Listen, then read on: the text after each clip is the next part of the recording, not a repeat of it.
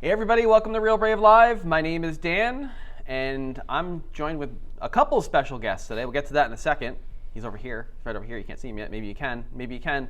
And today we have a very special guest and our regular programming. Today we're going to be talking about something that we've actually never talked about before, which is International Guitar Month. All right, this apparently is April. We'll be able to talk about guitars and the top 5 guitars of all time. All right, and then you can tell us if we're wrong or not. But there's a lot of guitars, and I'm joined here with Mike. Hi, everyone. Who's taking the place of our beloved Kevin, who's coming back. He just had to take a day. But Mike, thanks for being here today. Thanks for having me here. Cool. I'm going to finish my intro. So, Real Brave, if you didn't know already, is a music school. We do lessons in person. We're located in the New York City area, but we have something called PracticePad. PracticePad is software. And it's an online video conferencing platform, believe it or not, that we created where you can take your lessons online with one of our instructors. It's got built-in web apps, and it's really fun to use. You can take lessons from all over the world. So if you're vacationing right now in Madagascar, you can take lessons from someone from New York City. And how about that? The power of music in the 21st century. Mike? Yes. Welcome to the program. Thank you. Do you feel like you're taking over right now?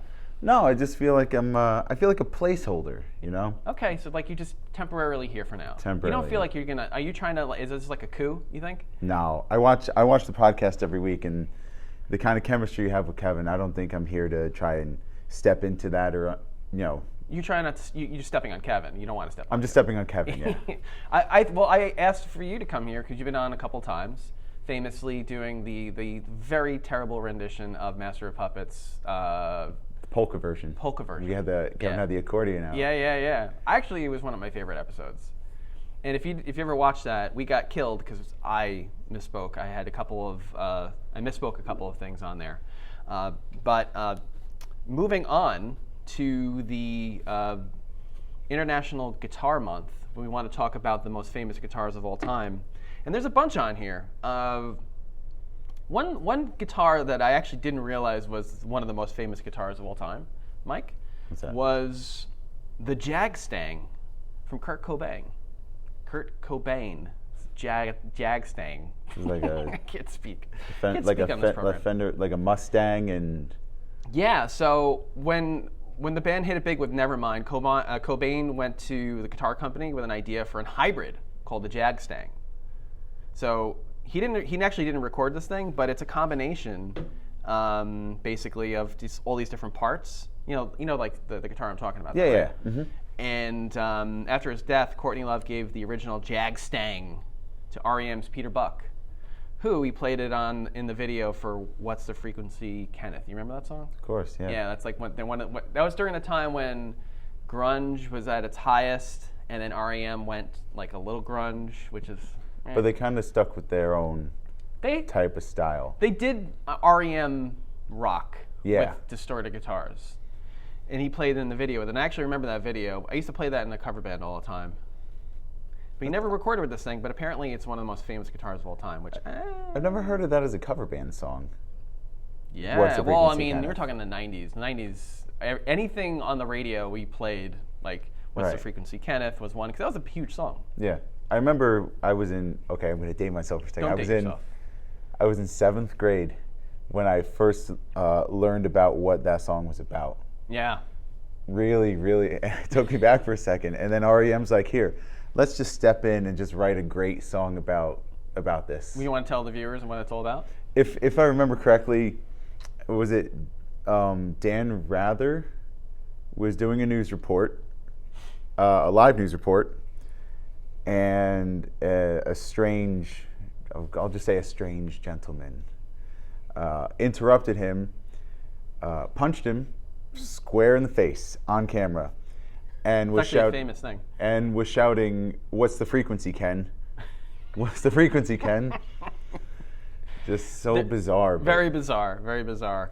Well, thanks for that background. And I guess another guitar that we have, which I don't know if I want to do this. Maybe we'll move on to Pete Townsend. We'll just kind of go through these quickly. His Gibson Les Paul Deluxe, which is a really famous guitar. It's just a Gibson, basically, which I don't know why that's famous. Probably famous because it's been broken so many times. Yes, I mean, like how many versions of it does he have? Stevie Ray Hundreds. Vaughan, his Strat. His Strat with the SRV on the And it's I think he had like, I don't know if it was 12s on the guitar. So if you're familiar with guitars, you've got different gauges that make the strings a little bit more stiff. And he had some of the like I guess thickest strings that you can possibly play, which means his hands were because he used to do all these crazy bends. Yeah. And this guitar, it's referred to the 1959 Strat due to its 1959 pickups.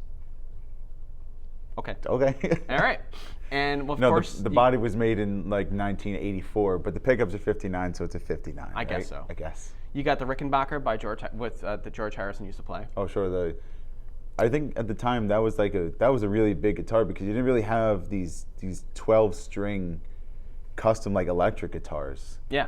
12-string wasn't really for electric guitar, and then you listen to Hard Day's Night and the solo, and it just sounds like 4 guitars playing at once. I It's know. one guy playing solo. It's amazing. And then right above this in this list, we've got Paul McCartney with his famous Hofner violin bass, Oh, yeah. which to this day it's probably the most. This should probably be in the top 5. So Are we're talking bass guitars as well? Or we're just talking. I like, guess. Well, regular guitars. electric It's a guitar. It's got a guitar in it. That is true. Yeah.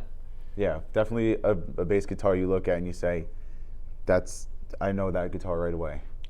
Yeah, and you can get a knockoff of that pretty much anywhere, but it's not the same as Paul McCartney playing it. And Paul McCartney was, believe it or not, it's probably one of the best bassists of all time in rock music. What do you think? Top 10 for sure.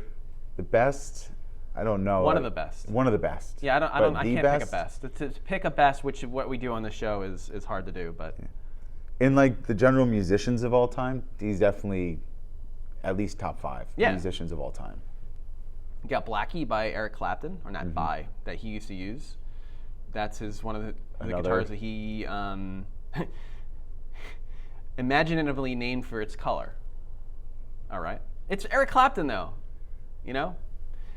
Then you got ZZ Top, the spinning fur guitars from their videos. Remember that? What video was that? Was that? That's probably all of them. And they did the spinny thing, and then the guitar spinned around, and I remember going like, "Wow, how'd they do that?" Is this on this list? No, it's not. All right. So, but Jimmy Page's double neck. Oh, the Gibson. double neck SG. SG. Yeah, the Stairway to Heaven. Mm-hmm. You know, you watch The Song Remains the Same, and he just comes out and he's got this monstrosity on his neck. Yep. Legendary guitar, for sure. Kevin's room is right here. Yes. And my office is right next to Kevin's. And every single time he's teaching a young guitarist Stairway to Heaven, I send him some sort of meme, Stairway to Heaven meme from Wayne's World. If you haven't seen Wayne's World, go do it. And you'll know what I'm talking about. We should just buy that big neon sign that they have hanging in the thing. No stairway. And then every time Kevin has a lesson, we just turn it on for him so he knows. Yes. And the rest of these, I don't know if anybody knows. Brian May famously, isn't he an astrophysicist? He is, yeah. He's got the red special, and it'll go along with his hair. Custom guitar. That's another guitar that you can look at and know automatically who plays that, like the Hofner bass. Yeah. It's just got such a unique shape. Yeah. And everything is. This is kind of like, I call this like the peanut oval shape. The red special is literally half a circle. Yeah. It's not even your traditional right guitar now. shape. We're going to bring up some guitars on the screen. We don't want to put all these on there, but it's a very special looking guitar. It does have this kind of circle going on. It actually looks like the School of Rock logo. Okay, let's move on. I say that with a sneer. Randy Rhoads. The polka dot. Polka dot, very Flying good. V. You win nothing. And Randy Rhoads famously, of course, passed. We don't want to bring everybody down, but he was killed in a I don't remember. Plane crash. Yeah. Another person in a plane crash. Yeah, this one not so much as it is very tragic, like the Lynyrd Skynyrd one. Yeah. But this one was a crash that definitely could have been prevented. Yes. They took a passenger plane with not as much gas as they thought. They hit a bus. It could have been prevented. Ugh, Like not going on the plane at all, maybe. The guy was just an incredible guitarist, and brings us to the top 5 here, pretty much.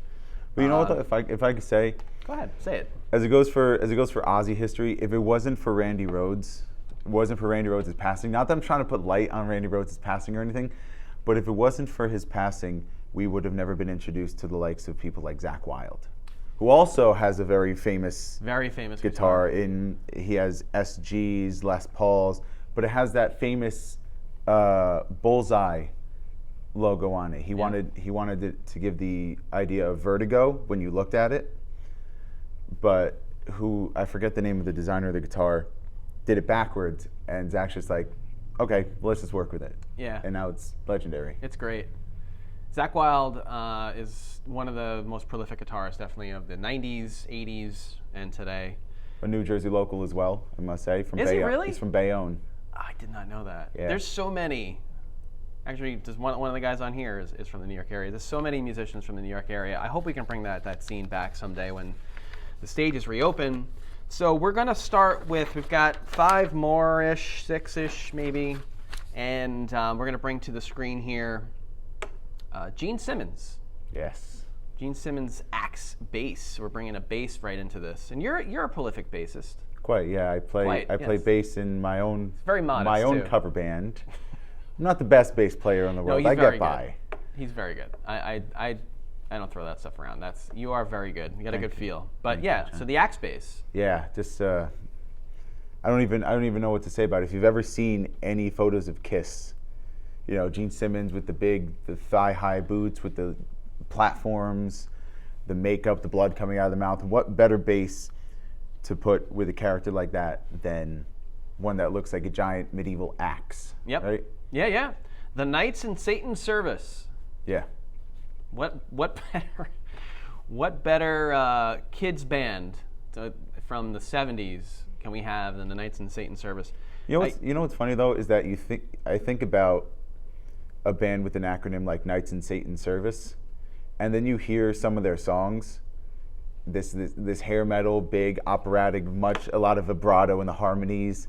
And it just doesn't scream Satan. It doesn't scream. It was their theatrics and their stage show. The fire, I have a couple of bands I need to listen to, and I have to admit, Kiss is one of them. I have never been a huge Kiss fan. It's okay. When they took the makeup off and they did like those awful 80s type ballads, yeah. Then I was like, yeah, because that's what it was all about back then. But I just could never get into it. It's okay. It's not for everyone. Yeah. And I always say that about music. It was a little naughty. All music isn't for everyone, And then you think about like the people in the Kiss Army. They're fans from all over the world who wear the makeup, go to the shows. Did their parents know what was going on? Probably not. Probably not. No. If they knew, they would never have let it slide. No. Never. No. My son last night wanted to play Call of Duty. Well, not last night. He's been asking me for months. And I finally relented because there's like this violence thing that you can cap on Call of Duty, the new one. The amount of blood. The amount of like violence that's on there, because it's really violent, like insanely. Well, it's a war game. War is violent. It's very violent though. Yeah. Like it's so realistic that it makes you think. And I'm making this almost like an analogy, because like if you didn't know what was going on and you're just doing it, what happened? Where does that like reside in your brain? That's my whole thing with that. Now with music and Kiss, I don't know where that resides. It probably resides in some sort of deep recessed part of the primal brain somewhere. That pokes his face out every now and then, just to remind you that I was made for loving you. You were made for loving me. I don't know. I don't get it. It's a Kiss song. I know it is, but I don't get it. The other thing, before we move on to the other bands with Kiss, they're still at it, and what they want to do, this is what I heard, I don't know if you heard this too, is they want to make Kiss live on forever. Yeah. Through different iterations. Mm-hmm. How do you feel about that? Like basically forever and ever there'll be somebody on stage dressed up as Kiss releasing Kiss albums. I don't know, man. Like, there are bands who still do that don't have any of the original members left in the band, but still move on as those bands and just keep it going on. And they not even with the playing live and the music, but just the Kiss, like the trademark, the merchandising of Kiss, the makeup design and everything, that's going to live on forever in itself, I think.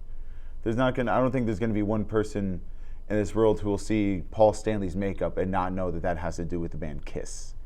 So they already hit the mark with Living On Forever. But the music thing, I mean, you can only really get so many guys that sound like Paul Stanley, so many guys that sound like Gene Simmons before people start to lose it. Yeah. They start to lose that authentic Kiss feeling, Yeah. I'm going to have to start listening to Kiss so that when I'm 75 years old and I see somebody representing them on stage, I can talk to my grandson and be like, see that guy right there? I knew him when I was your age. He's good, but you should know Gene Simmons, I'll tell you. Get me my teeth. I just realized before that I didn't know, and this has been a thing for my whole life. So the next person we want to, actually no. Yeah, we'll bring it up because I already talked about it. I already introduced it. So Rick Nielsen. Yeah. All right. But is it Hamer or is it Hammer? What do you mean? The 5-neck Hamer or Hammer? Every time I've seen that, the name of it. How's it spelled? Hamer. Hamer. It's Hamer, right? Yeah. I feel like if it had 2 M's. You've been there for me. I appreciate this. That's what I'm here for. Yeah, thank you. I think it is Hamer. Hamer. Yeah. It's Cheap Trick.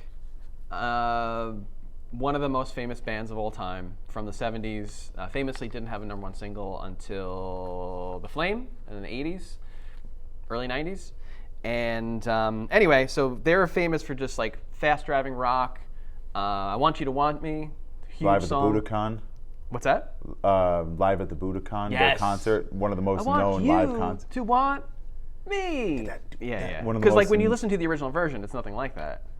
I feel, for the longest time, it was so hard to find a studio version of that song because of the popularity of the live version. Of the live version. It's like, so if good. you listen to the radio, anytime you hear I Want You to Want Me, it's only the live version. If you didn't know that, that's a true statement. Yeah. That is a true statement. The I want you to I want you to want me. It's in a higher tempo, a faster tempo. Yeah. But if you listen to the original version, it's actually different. Yeah. So it's the live version that you know very well. So Rick Nielsen's a famous guitarist, and he often used multiple guitars strung over his shoulder, and he switched to a custom 1981 Hamer 5-neck guitar. Wow. Yeah. Very cool.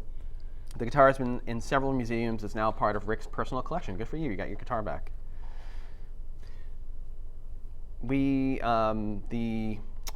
I just lost my train of thought. Okay.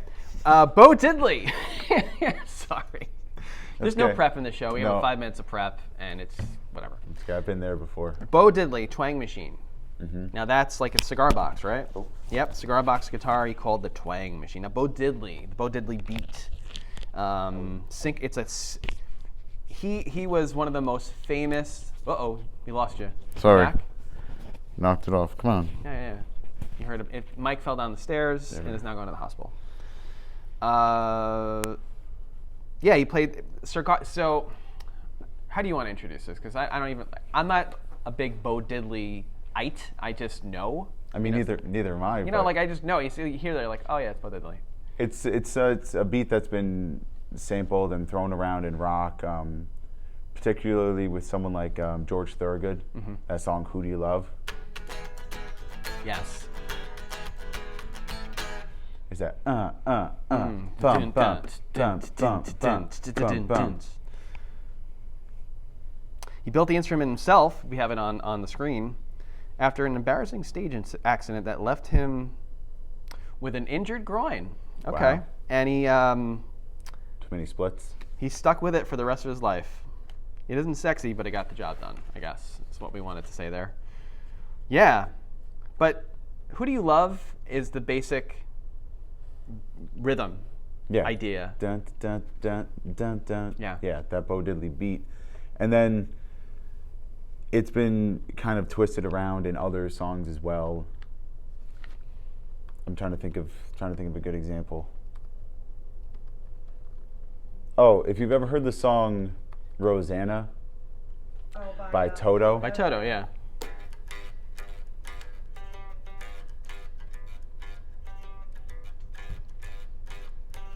Kind of tweaks it a little bit Yep. in a way, but definitely heavily influenced. I was just looking up other artists. Where's he from? Is he from New Jersey? Is he? Bo Diddley? Bo Diddley now. Just had to look that up really quick. Les Paul. Oh, that's who I wanted to say. Les Paul. Oh, Les Paul. Les Paul's from New Jersey. Les Paul is not on this list. No, but he should be because he probably has the most famous guitar of all time, right? The Gibson Les Paul. By the way, Bo Diddley is from Massachusetts. Very close northeast. Yeah, I have a complaint with this list that I sent you. Yeah. Les Paul is not on this list anywhere.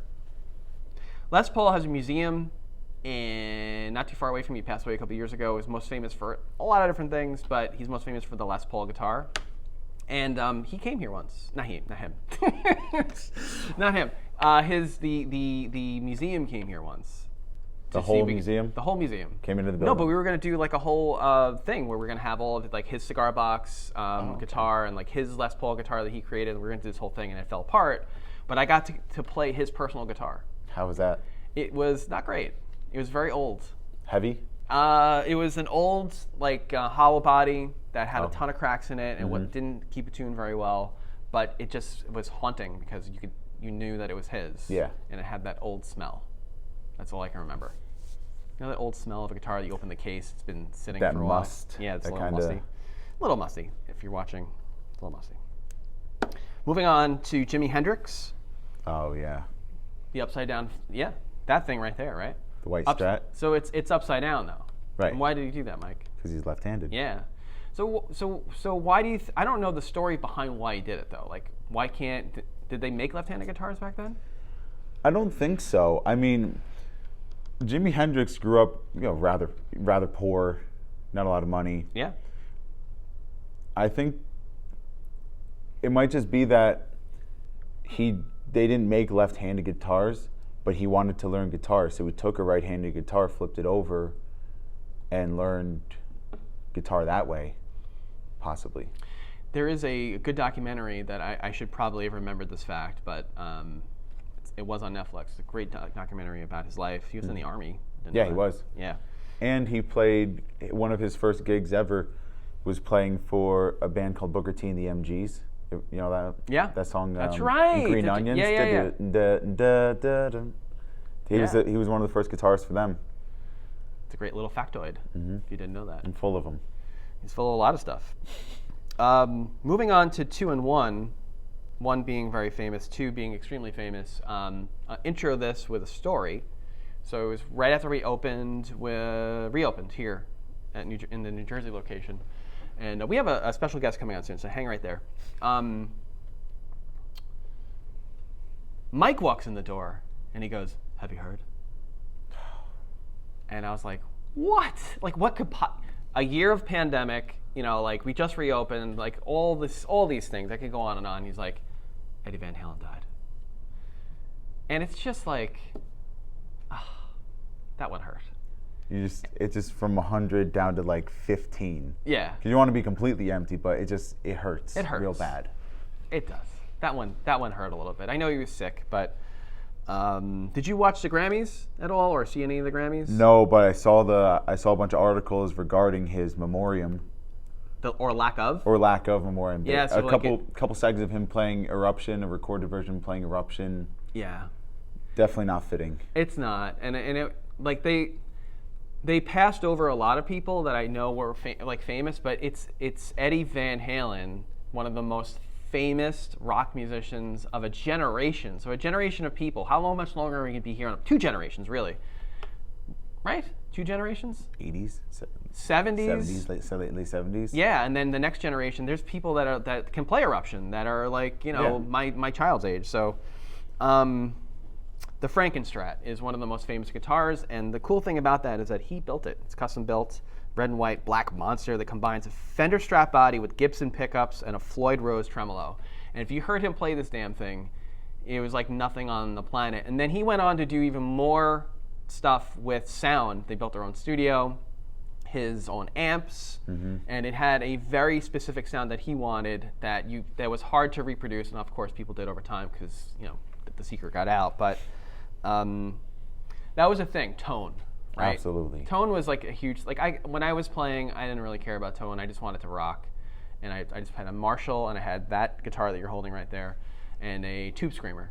That was my sound. It was just a crunchy, loud, loud sound. We played like this really like loud alt rock pop Radiohead thing with me wailing over it. But yeah, any Eddie Van Halen musings? One that it's not inappropriate, but it's Go it's for a it. funny Why not? story. This is no longer a children's show. So I read an interview once where I believe it was Fred Durst of Limp Bizkit. How inappropriate is this? It's not inappropriate in a way that would get you censored or anything. Okay. But it's kind of shocking. How shocking! Before we, because I know nothing of what you're going to say. Will this get us flagged? No, Okay. not at all. Say it. So Fred Durst and Limp Bizkit, and I forget their guitarist's name. Terrible band. Terrible person. Music was okay. New metal. New metal and Not you. for everyone. They misspelled new. Go ahead. We're recording music at Eddie Van Halen's house. Uh-huh. And Eddie Van Halen had a very rather strict no drug policy in his life. I know he smoked cigarettes like a chimney, but Yeah. he was very against drugs. And Fred Durst, horrible person, Horrible person. decided to Horrible band. get a little bit too comfortable, and he was indulging in marijuana. Okay. Won't get us flagged, right? I don't know. I'll be surprised. Eddie Van Halen gets wind. Get it? Wind. Yeah. Yes. Throws out Fred Durst, and I'm really blanking on his guitarist name. I'll look it up. It'll come to me. Tim the Destroyer. Tim the Destroyer. No, it's don't tell me because I want to be able to figure it out. There's a couple. Oh, well, the main one. Do you want to know? Give me his first name. Wes? Wes Borland. Yes. Yeah. Throws him and Wes Borland out of his studio. Fred Durst and Wes Borland take some of his equipment with him as like a dig to him. Eddie Van Halen shows up to Fred Durst. I guess I don't know if it was his house or the studio was working where that equipment was, with a gun, and it's like, give me my equipment back. Are you serious? He pulled a gun on Fred Durst. Yes. Thank you, Van Halen, Mr. Van. He wasn't wrong. Mr. Halen. No, not But absolutely you really not. blame him. It's Van Halen. Oh man. Edward Van Halen stole his stuff. And Fred Durst, of all people, maybe with our next. Terrible person, huh? If And Rick he Nielsen. smoked weed in his house and broke his rule. It's and then terrible. he took his stuff, so. Eddie, we know you're a big fan of the show in heaven. Thank you. Okay.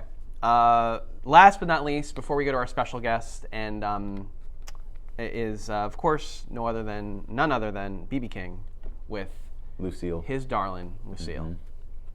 Have you ever seen BB King play? Unfortunately, not. No, I didn't. He passed before I would Yeah, have me had the neither. opportunity to. I did go to BB King's. I've been to BB King. I saw Ace Frehley from Kiss at BB King's. Ah. Yeah.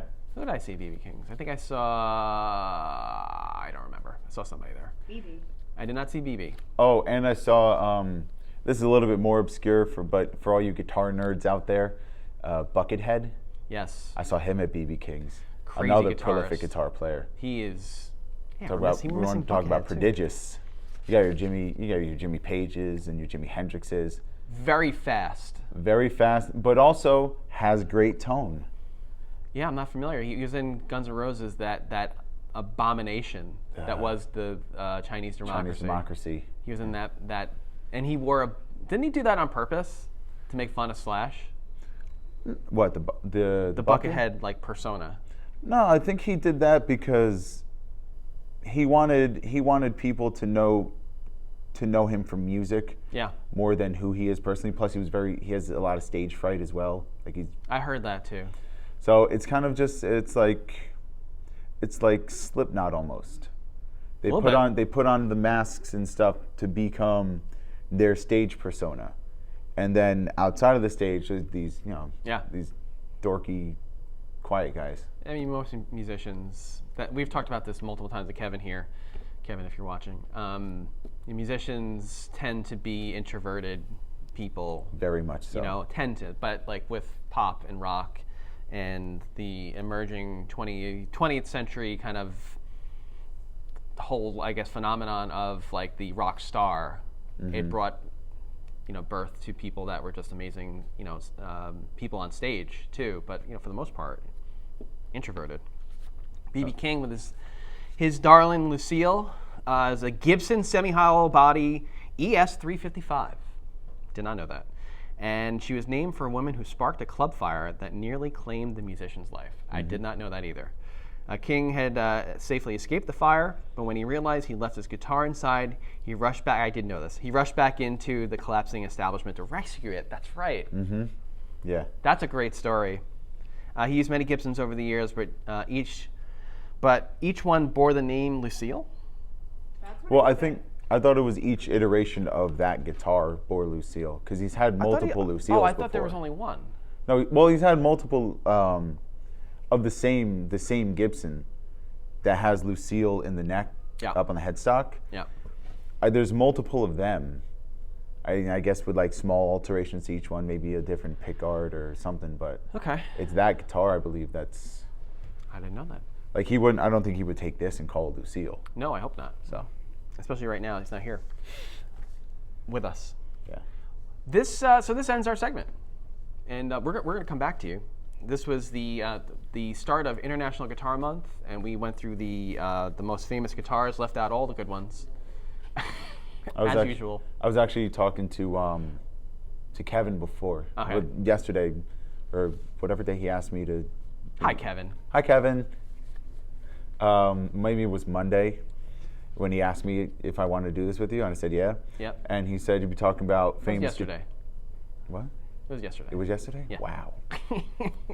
Anyways, yesterday he asked me to be on, and he said, "Oh, you know, you'll be talking about famous guitars." And I started talking about, and I even just before we started discussing with you, guitars like Tony Iommi's left-handed Gibson, his SG with the cross inlays, James Hetfield, the Explorer, the White Explorer.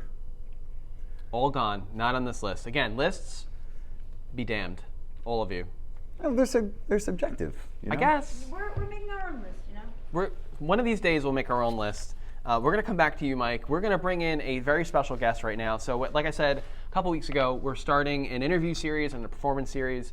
Last week we tried to start it. We had some technical difficulties. So here we are this week.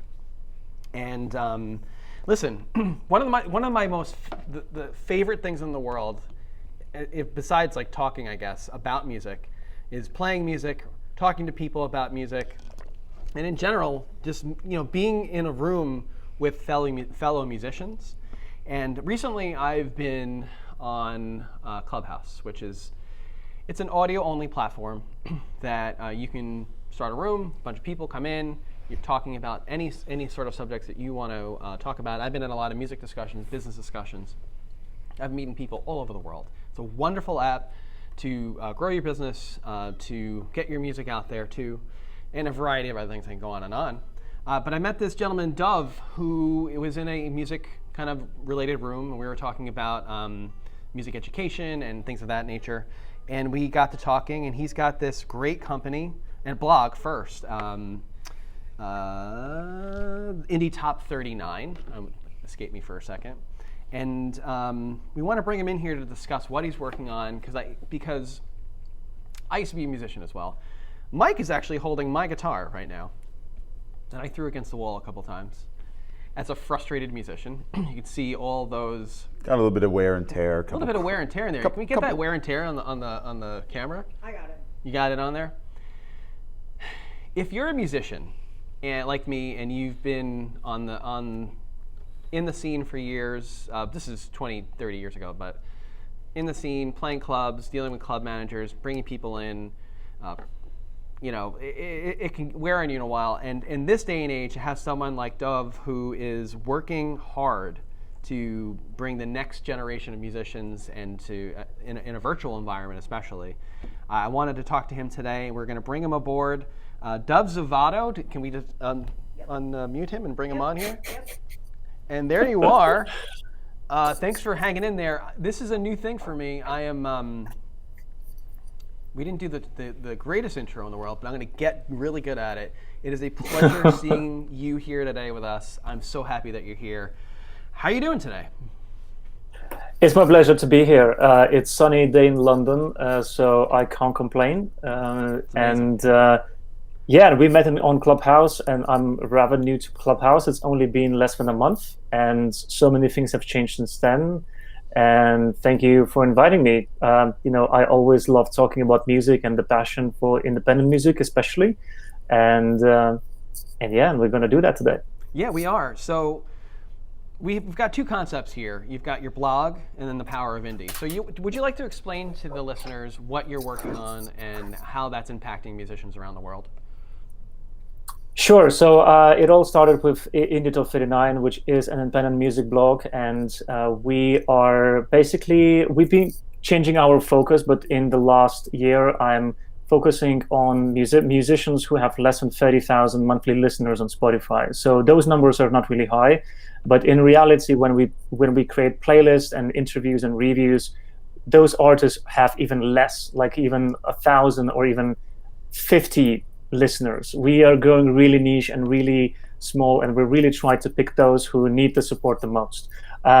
We are a tiny blog, but we grew pretty well in 2020 from 130 followers to like 2,700, even though I keep on removing people every now and then.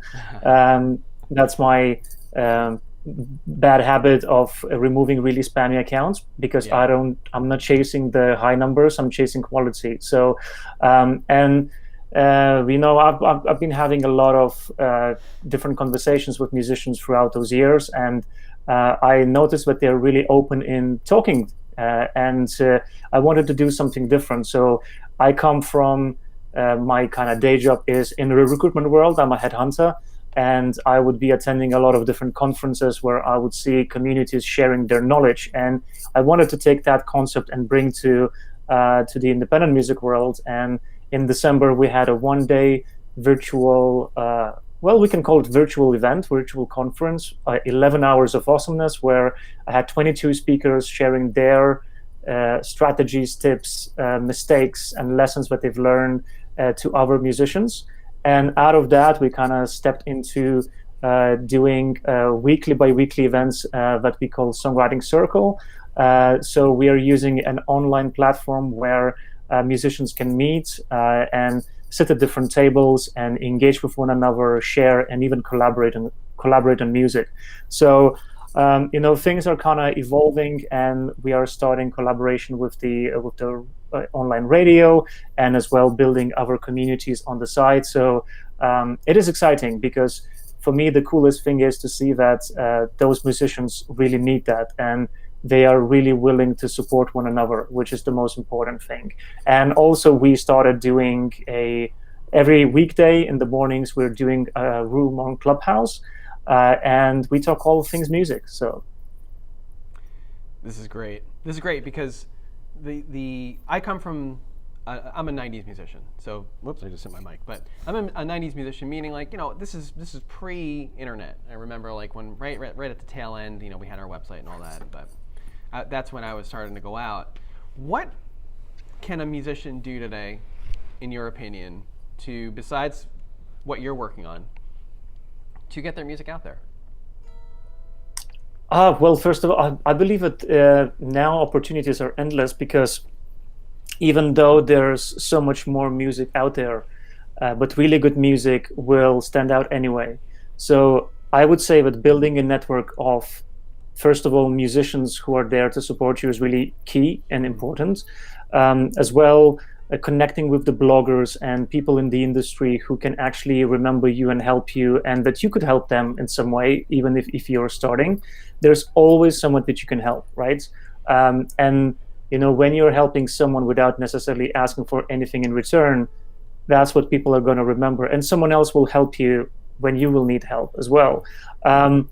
As well, just being creative, and everyone has their social media. So the question is, how can you do things differently compared to other musicians when you are on socials? If you are reaching out to, let's say, me as a blogger, I'm getting so many messages on Instagram on a daily basis that are all sounding the same. Hey, I really like your blog, even though I don't even follow you, which always says that it's a templated message and they didn't even bother, really meaning what they say.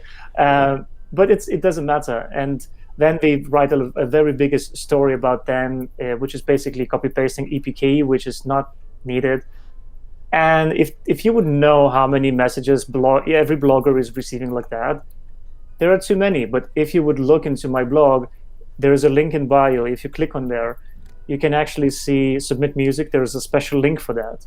So you go directly to our website and you can submit music completely for free.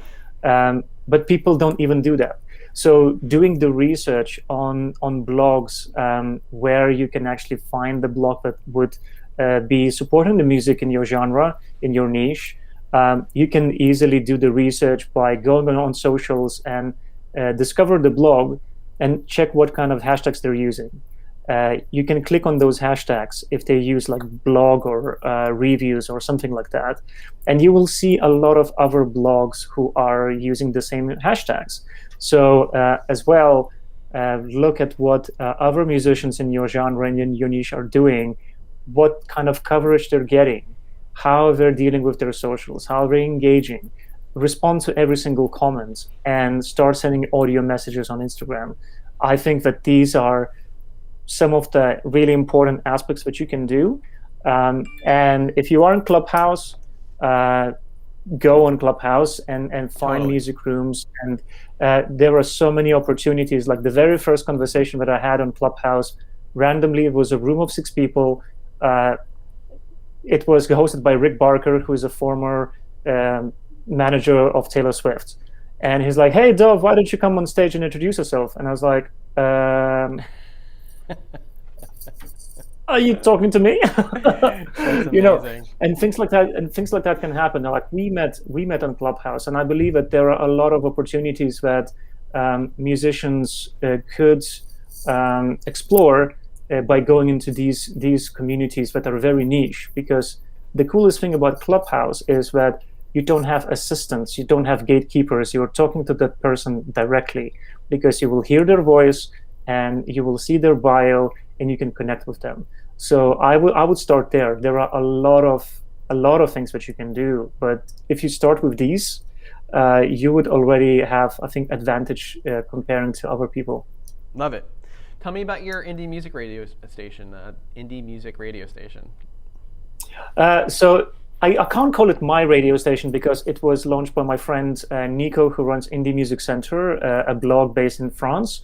And we met through my team member, and we are like soul brothers. Like we realized that we were meant to meet, and now he is someone who has experience with the radio for 20 years. So the way he runs it, it's brilliant.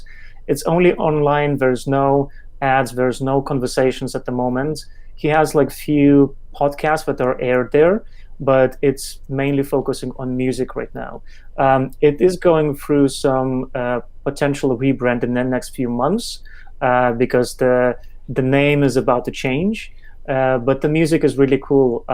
It is independent. There, you might hear someone who is maybe not famous, but has certain certain people might know those artists, but at the same time we are giving the opportunity to play even the music that I discover on my blog.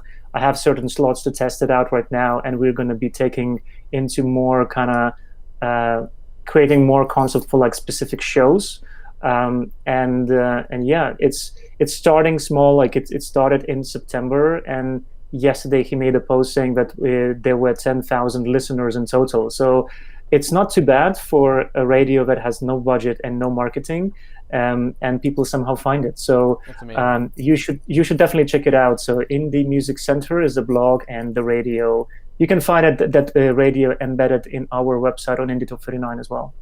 Excellent. Yeah, we'll post that link in the comments, and this way people can click it and go there. And you're a musician as well, right?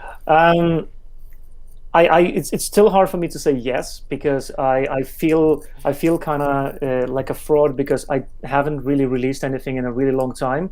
However, I am writing music on the side, and I've been doing that for quite a few years now.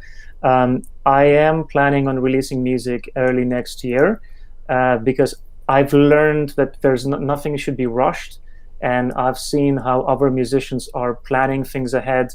And they record at least several songs when they plan their whole strategy, and then they have all ducks, in a row, and then you push one button and everything just falls into the place. This is the success. It's not the success, but it's the strategy that I want to try myself, because I saw it work. Because you're not stressed, you're not in a rush. It's like earlier today, I was talking to an artist who's releasing a song tomorrow. And the person is still not sure which blogs to reach out to, and this is a bit rushed, so I don't want to be in that situation. I really want to do it well, and I want to take my time to focus on finding people that I want to collaborate with, because from in the last 20 years, my vision for my music was that I wanted to be like a worldwide collaborative album, where it doesn't matter where the person is from. If we get along and if we connect and if we have the same message, we can work together. Like one of the songs, one of the very first songs that I want to release was actually written in Borneo, when I was traveling in Malaysia and with a Malay guitarist. So and even living in London, being Lithuanian and meeting different people, it's that's the beauty when you can actually. It's not about me. It's about how can we make the song sound the best, and for me, this is the goal. And now my mission is just to find the right people to put that into real life. It sounds like you're well on your way with the internet radio station. You've got 8 people helping you with the production. Sounds like you have a couple of people, like almost soulmate business associates that are helping you out. And with the blog, which is the Indie Top 39, right? Yes. And the power of indie. You are empowering the next generation of musicians. Speaking personally, I think it's important. I think that the future of music is in a musician's hands. It has to be, because the old world, the old antiquated world where there's royalties and there's ownership by some guy with a cigar somewhere and earning that forever, doesn't sound like it's something we can hold on to. And I know there's a lot of folks that want to hold on to it because they have these rights, right? I just don't understand. We need a reset of how the music industry works. Like, personally speaking, I want a company that employs a musician and they get paid $100,000 a year, each person in that band, and then we're just releasing the darn music. They get health insurance because that's important, and that would, to me, would be the perfect scenario where companies would be able to employ musicians, and rather having this like, you owe me a ton of money because here's your advance and you blew it on whatever. You know what I mean? I mean, look at the music industry itself. Like, if we look at the legends like Michael Jackson or Prince, they were going against their labels. They were trying to fight them in courts. What ended up happening? Michael Jackson's family made the biggest deal at that moment in the music industry, and they sold his music back to the record label that he was trying to fight away from. Prince was fighting streaming services. His music ended up being available on streaming services. Even those big artists, they were going against that in a way. Now I see the young generation who is heavily influenced by Amanda Palmer, whose The Art of Asking is a must-watch video on TED, and the book, especially if you can get a hands on the audio book, The Art of Asking, it is life-changing. And I see these 19, 20-year-old musicians who are now recording. Like, one person in my team, she's 20. She's been writing songs since the age of 13. She is about to release an album. She already has another 2 albums written. She's written 400 songs, and she's one of the best songwriters that I've seen, because she is beyond years to what people would do at the age of 20 or 19, you know. And she is she has her own mailing list. She has her she does streaming on Twitch. She's doing Patreon, has her own community, super engaging with her social media, and she's building an army of super fans. She's not chasing I'm aiming for like 10,000 followers because I'm going to have a swipe button. No, it's about really building those real connections. And you can easily tell who is doing, who's building a legacy in a way, and who is just going for numbers. Because someone who is just going for numbers, they will only have like a tunnel vision of today, this week. They will never see long-term vision. And music industry is not something that you will have success only having this narrow vision, because it never works. Like, everyone who becomes successful not because of some kind of, oh my God, I'm so lucky. They put their blood and tears and sweat into all of that, and it's the reward for what they did for maybe a decade. And Ed Sheeran is one of the best examples in this. When his story is mind-blowing, because he did around 2,000 gigs in UK, doing on the streets, like open mics and busking and all of that stuff. He went to every single label. Everyone turned him down. He packed his stuff, went to LA. He didn't have any money. He started doing exactly the same thing. He was busking on the street when Jamie Foxx discovered him on the street within a week and invited him to his radio show. A week later, he was sleeping on Jennifer Aniston's couch rather than on the streets, and then he was signed to a big label in the US. And now he's one of the most successful musicians, but he was completely ignored by his own country. Right. So he like, imagine being him. He could have gave up so many times. Like, he heard no's all the time. He didn't. And he looks like the guy from Harry Potter. So good for him. And that's a terrible joke. Okay. We're rounding off this segment here, and it's a pleasure speaking to you about this. I hope I can help in any way. Your endeavor, anything that I can do to push this along, please. I'd love to be a part of it.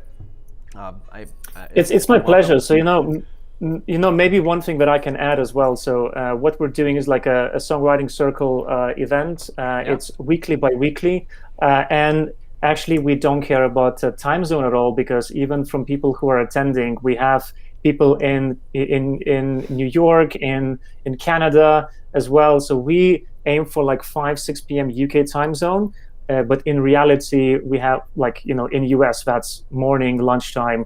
So people are still coming in, and we don't care about the genre. We don't care where in the journey you are. You can be someone who released many albums before, or you can be someone like me who's just on the journey to release one. And age-wise, the youngest person is 16, the oldest in his 60s. So it's a very diverse community, and we are really open. So if that sounds like something that you would like to explore, you can just go into thepowerofindie.com, and there's more information there. And there you have it. Doug Zavato, it's been an absolute pleasure. Thank you for being our second live guest here on the program, and we want to have you back. We want to hear more about what you're working on and your success, your future success, because if you're successful, that means somebody else is successful, because, like we were saying before, the meaning that we have in life is about giving to another person, right? So the secret of living is giving. Absolutely. And I would just suggest as well to all the musicians, just one thing: remember that it's not about having competition, it's about working together. That will open more doors. Absolutely. So and collaboration. So thank you so much for having me. You got it. And thank you for being on the show. We'll have you back soon. Mike, you didn't get to hear a word of that. I tuned in on my phone and I was reading the You were reading the closed captioning. the subtitles, the captions. Yeah, Yeah, the closed captions. Good for you. Yeah, That was smart. I didn't. Sometimes they weren't 100% accurate. Like I knew there were words in there that you weren't actually saying, but I pieced it together. Okay, I know. Well, the closed captioning person doesn't like me. Auto-generated, it's okay. Oh, it's auto-generated? You don't Yeah. think there's a person in your phone like typing away? Like it's a little tiny person? Nah. No. I think there is. I think there's a bigger person somewhere else typing those captions out for me. There is actually there is a service where you can call and they will send messages to other people and write them out like in a text message.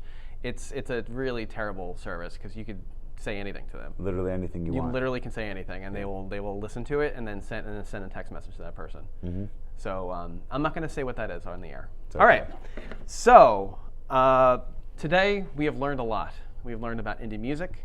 We have learned about Mike a little bit. We don't really know a lot about you though. I mean, we know that you're a guitarist, you're a bassist, you're a real brave instructor. But what else? What else would what's you your like life to know? story? Give us a little tidbit in your life story. PG-13 version. Sorry. Or maybe PGG, somewhere in that area. I don't know. I don't really feel like I'm that interesting of a person that I No? would have this great big backstory. I mean, I started playing music when I was in 3rd grade, like everyone did with the recorder. Yeah. Then actually, my very first instrument after the recorder was the trumpet. Okay. Realized that I didn't have the chops for the trumpet. It's a hard instrument. If you didn't know, that's Not very strong. Yeah. So then I switched to the saxophone, and I've been playing saxophone ever since. So saxophone's your main instrument. Saxophone is I went to William Patterson University, much like Kevin did, and I studied saxophone there, yes. Oh, see, as your pseudo-employer, I probably should know that. I didn't know that. Really? No. I feel like in the first time I ever sat down in your office, which is now Kevin's office, I because wasn't Dan has a listening. big office, I wasn't listening. I was trying to figure out if you were a weirdo or not. No, I don't remember that. I remember you being a bassist. That's what I remember. And then everything else was just a really nice guy. I mean, look, thing here at Real Brave is that we're people first, musicians second. And when somebody comes into my office, I want to sit in front of that person and then listen to them talk, but also be like, can I have a conversation with this person outside of here and feel like I can trust them? And that's very important to me. And you're a good guy, and I appreciate having you here. Kids love you. The adults love you too. I tend to have that effect on people. Cats and dogs, not so much.